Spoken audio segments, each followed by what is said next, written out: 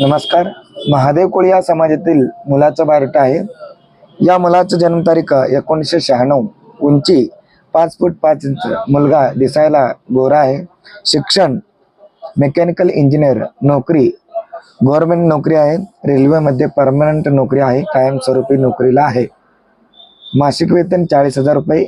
या मुलाचं वडील नाही, आई जेडपी जिल्हा परिषद शाळेमध्ये शिक्षिका आहे. या मुलाचं इस्टेट 2 मजली इमारत सोलापूर येथे आणि 1 2 BHK घर पुणे येथे, 2 ओपन प्लॉट. या मुलाला भाऊ बहीण नाही, एकुलता एक मुलगा आहे.